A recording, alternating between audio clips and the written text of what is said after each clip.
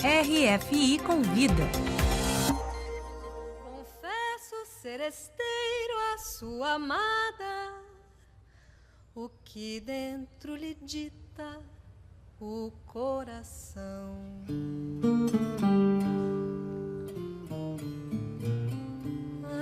O RFI Convida começa com a bela voz de Lívia Nestrovski e Fred Ferreira, nossos convidados de hoje. Os músicos brasileiros estão aqui na França para uma turnê de 3 meses que segue para outros países como Alemanha, Portugal, Itália e Espanha, apresentando o show Nuvem Rósea, Chão de Estrelas, uma abordagem subjetiva da seresta brasileira. Muito obrigada pela presença de vocês. Obrigada pelo convite, um prazer estar aqui de volta. Lívia, conta um pouquinho sobre esse novo trabalho de vocês. Bem, esse trabalho surgiu como uma encomenda inicialmente, durante a pandemia, de um projeto que era um festival de música caipira de câmara. E a gente foi designado com este tema das serestas, né? E a seresta, para quem não conhece, é um gênero que é bem abrangente, assim, na verdade ele é meio que um caldeirão de vários gêneros ali que cabem dentro do ambiente da seresta. Mas a seresta é uma prática muito antiga do Brasil, né, que ainda existe em alguns lugares, ainda existe assim, um resquício disso. Então, tanto uma herança dos trovadores também que a gente vem encontra lá aqui, dos né? trovadores, né, dos galegos. Mas a gente recebeu essa encomenda e não quis ficar no repertório clássico da seresta, né? Que são aquelas canções do Orestes Barbosa, tipo Chão de Estrelas, que até a gente cita no show, mas a gente não chega a tocar. Então, a gente quis pegar um pouco o que é essa alma da seresta, não o repertório necessariamente, né? Mas essa alma que é uma alma muito lírica, muito poética, muito amorosa e que vem lá dos trovadores e que vai percorrendo assim um fio histórico, né, ao longo dos séculos no Brasil. E forma esse alicerce, né, da música brasileira, da música que a gente conhece modernamente, mas está tudo ali nessa música que começa no início do século passado. E aí, na verdade, o início da seresta mesmo é século XIX, início do século XIX, quando os poetas da elite carioca começam a entregar poemas para os tocadores de violão da rua, né? E aí começa a haver uma fusão da alta cultura com a cultura popular. E isso é o que vai generar tudo que a gente entende por canção popular urbana no Brasil, né? Então, por isso que o Fred fala dessa gênese aí, vem desse encontro da poesia da alta sociedade com a música popular da rua.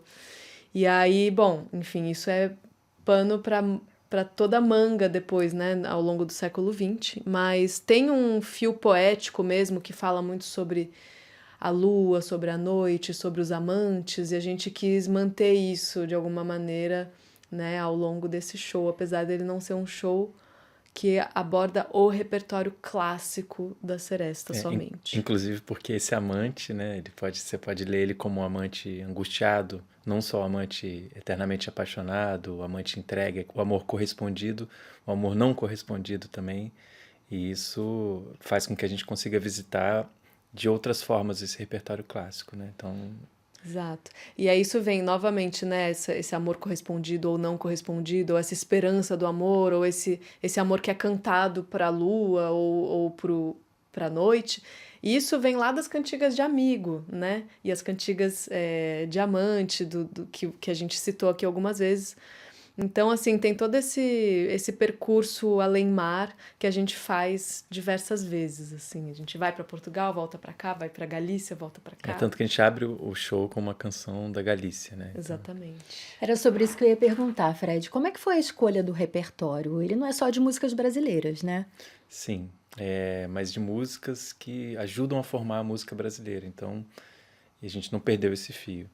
A gente gosta, para além de experimentar, para além de escolher o repertório de um jeito frio, quase que acadêmico, a gente gosta de escolher as músicas, e são muitas, né, inicialmente, e o filtro passa a ser se aquela música encaixa também no que a gente é como músico, né? Porque a gente tem uma história pregressa. Antes desse show a gente fazia música juntos há um bom tempo, e a gente, de certa forma, encontrou uma linguagem, um jeito de fazer música juntos, né, que tem uma sonoridade.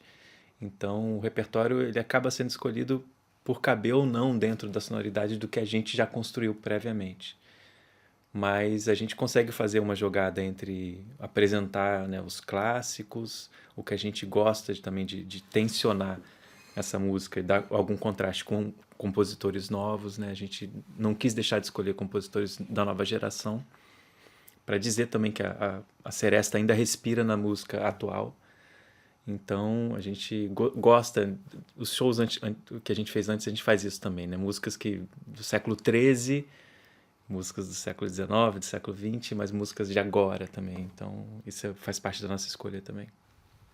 Agora, Lívia, você se apresentou no ano passado com a Orquestra Filarmônica de Portugal, né? Sim. Em uma peça que foi criada especialmente para você, pelo maestro Luiz Tinoco. E eu queria saber quais são as maiores diferenças daquele trabalho para esse trabalho que vocês estão começando agora. Nossa, são duas Lívias diferentes, assim, porque quando eu vim aqui ano passado, que foi uma coisa super honrosa, assim, né? A gente fez a estreia mundial dessa peça, que foi escrita pensando na minha voz, na minha persona artística, digamos assim, pelo Luiz Tinoco, para o Dia Internacional da Língua Portuguesa. Então, também era uma encomenda, né? E tinha uma temática, assim, né, mais fechada. E o Luiz Tinoco escolheu cantos de trabalho e fez a música em cima dessa concepção, assim. Enfim, é uma peça, é muito diferente estar nesse ambiente da música clássica, né, e da música popular. Ali naquela peça eu executava aquela peça, né? Eu não tinha um lugar de criação junto com a concepção da coisa toda. Apesar de eu ter participado, claro, troquei muita ideia com o Luiz Tinoco, né? A gente ficou trocando figurinhas. E claro que ele escreveu a peça pensando na minha voz, mas é diferente de um trabalho em que a gente está criando um roteiro, fazendo a pesquisa do início ao fim, e que no palco a gente tem o domínio completo do que está acontecendo ali, né? E um trabalho em conjunto, assim, a gente é uma banda, né? Então, é completamente outra dimensão do trabalho. É diferente de eu chegar e executar uma peça com uma orquestra, né? O nível de tensão é muito diferente. E outra coisa que é incrível é estar aqui em turnê também, né? Todo o trabalho que isso envolve prévio também, né? Da gente fazer boa parte do empresariamento da produção executiva, né? Que hoje em dia é assim, o artista tem que fazer tudo, apesar da gente ter grandes parceiros, mas são muitos e muitos meses de trabalho prático, assim, não que a música também não seja, mas o trabalho executivo mesmo, burocrático, escrever e-mail, mandar para todo mundo, marcar os festivais, fazer a logística, esperar, ficar muito angustiado, ansioso, as respostas não vêm, aí chega uma, tem toda essa emoção que vai sendo construída de um trabalho que é como um filho, assim, a gente é um casal também, né? Não sei se isso é sabido por todos, mas então é um projeto de vida, né? E isso tem um valor muito grande pra gente. Então, subir no palco, depois de tantos meses trabalhando para isso aqui acontecer, é uma emoção muito grande sempre, né? E a gente está começando pela França, que é um país que abraça muito o que a gente faz. A gente fez poucos shows aqui até hoje, né? Na nossa carreira, mas sempre que a gente faz shows aqui, a gente sente o público, assim, muito aberto, sabe? Mesmo não falando a língua. A gente não gosta de ficar num ambiente só de música brasileira, assim, porque o que a gente faz não é, assim, é música brasileira, mas não é uma música tradicional, não é MPB, não é bossa nova, não é samba, não é carnaval, né? Não é... É mais um world music, assim, digamos, É interessante que a cultura francesa influenciou o mundo todo, obviamente, né? Muito o Brasil, especificamente o Rio de Janeiro, né? A gente sabe na arquitetura do Rio de Janeiro, no modo de vida, no século passado principalmente, mas... E o Brasil devolveu também a influência para o mundo, né? A música brasileira influenciou o mundo todo. Então esse trânsito pra gente é muito interessante, né? Poder cantar em francês e poder cantar em português e ser compreendido pelo que a música brasileira representa no mundo. A gente é sempre muito, muito, muito bem recebido aqui. Na verdade, quando a gente fala em música internacional, música brasileira aqui no exterior, a gente pensa sempre em bossa nova, a gente pensa em samba, mas a gente nunca pensa em seresta, né? Então, qual é a expectativa de vocês também por conta da recepção do público? O que vocês esperam? Olha, eu acho muito interessante. A gente teve experiências diversas, porque a Europa é muito diversa. Eu me lembro quando a gente foi se apresentar na Estônia e veio gente da Finlândia para conhecer o que seria talvez a nova música brasileira. E eles queriam muito ouvir precisamente isso, o que estava se produzindo hoje e não o que já foi feito, que eles conhecem e gostam. Mas eu acho que existe um interesse. É claro que dá para dizer que é de nicho, né? Não um interesse de grandes públicos, mas para a gente é grande o suficiente para mover a gente a vir até aqui. Então, eu acho que tem gente interessada, eu acho que o Brasil é um terreno de novidades, ainda é muita de intelectualidade, inclusive. É um país muito complexo, né? Mas tem muita gente interessante no Brasil e as pessoas no mundo ainda sabem disso e se interessam por isso. Então, a expectativa, eu acho que é ótima. E quando a gente fala em seresta, né, é o que eu te falei, a gente não tá trazendo um show de serestas. A gente usa a temática das serestas e vai para um outro lugar, que é o nosso lugar de comunicação musical, que é mais abstrato mesmo, ele tá num outro lugar. Então ele sai totalmente dessa ideia de um gênero tradicional brasileiro e mais uma vez adentra esse outro lugar, que é onde a gente se coloca no mundo mesmo, que é um trânsito entre vários nichos musicais, digamos assim. Então a sonoridade ela não remete exatamente a um gênero fixo da música brasileira, né? Eu acho que também tem um dado interessante, é que muito hoje se faz por encomenda, então instituições encomendam coisas e eu acho que tem uma vontade de muitas instituições de entregar a coisa com mais clareza para quem quer consumir cultura, né? A gente acaba que atua um pouco numa outra lógica, que é essa palavra subjetividade tem muito a ver com o que a gente faz. Então, eu acho que isso conecta com gente de qualquer lugar, porque tem gente interessada em subjetividade ainda. E eu acho que o mundo precisa muito de subjetividade nesse momento. Então, vai ajudar a gente a resolver muitas questões, né? Ser mais subjetivo, entender as coisas de outra forma que não no plano cartesiano. E eu acho que a nossa música, ela conecta num lugar que é especial em gente de toda parte. Tanto que esse show específico, mas também o outro, né? A gente já levou para os Estados Unidos, que é o lugar talvez mais fechado em si, né? Culturalmente, que existe. O idioma, né? Difícil, Eles não falam nada de português. Assim, para eles a bossa nova é um braço do jazz. É nesse nível, né? Que eles entendem a música brasileira. Lógico, tem muita gente que é apaixonada de verdade, conhece. Mas a gente leva uma coisa que não é a música brasileira, né? Que as pessoas estão esperando. E a gente foi muito também bem recebido lá com esse show.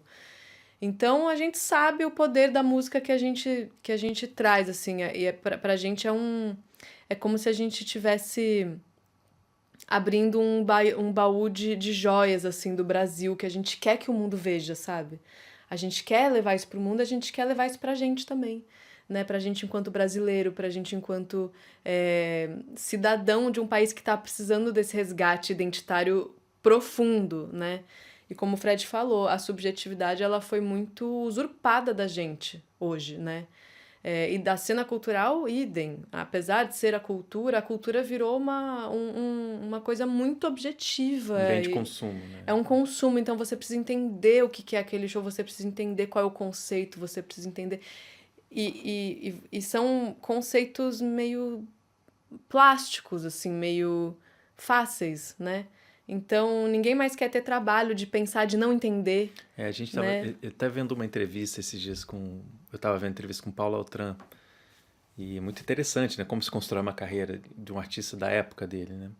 Não estou querendo ser nostálgico, né? Só para exemplificar. E ele disse uma coisa interessante, que algo parecido com isso, né? Que a arte talvez devesse, é difícil falar, deveria, mas enfim, deveria não só provocar lágrimas e sorrisos, mas também instigar, provocar a inteligência do espectador.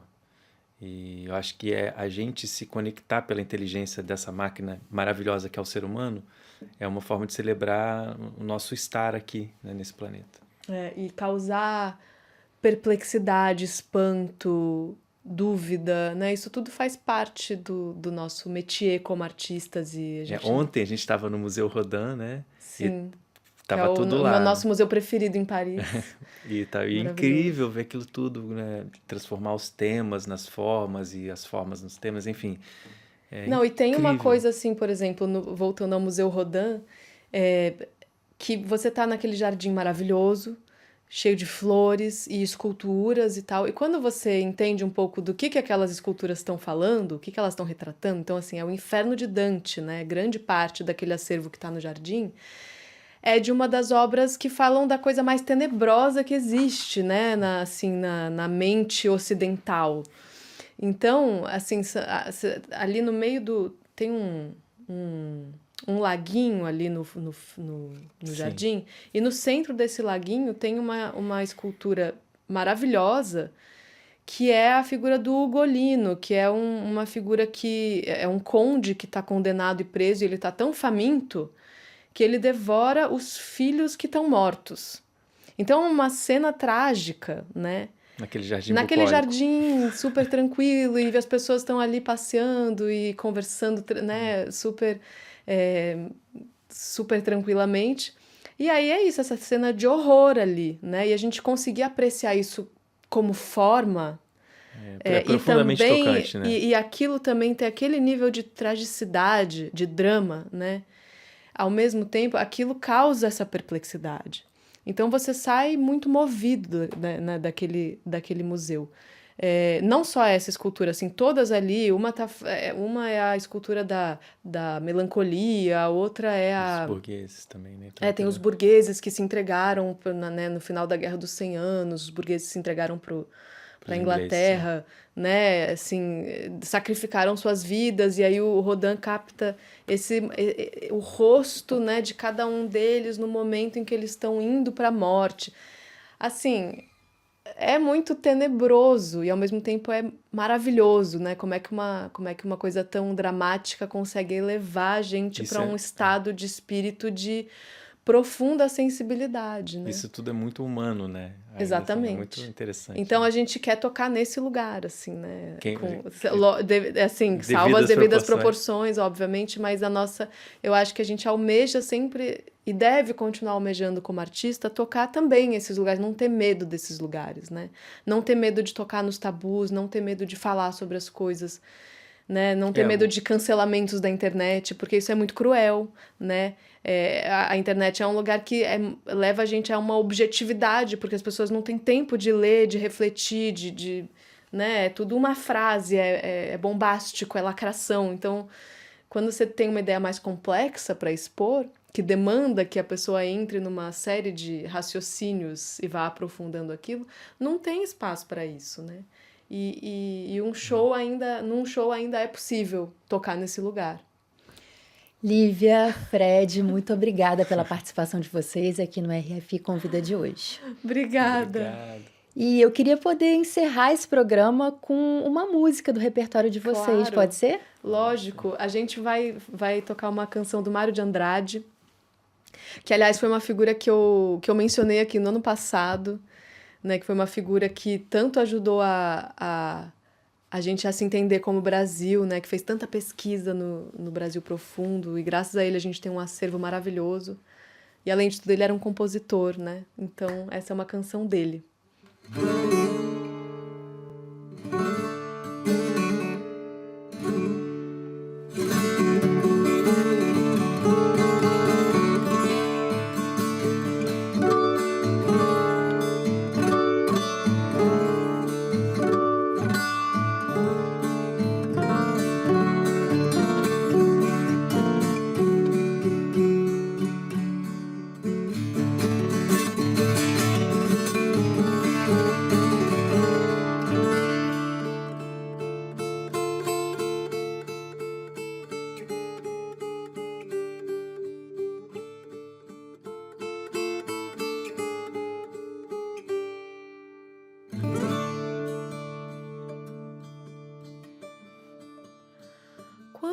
Da brisa no açoite, a flor da noite se acurvou. Fui encontrar com a maroca meu amor.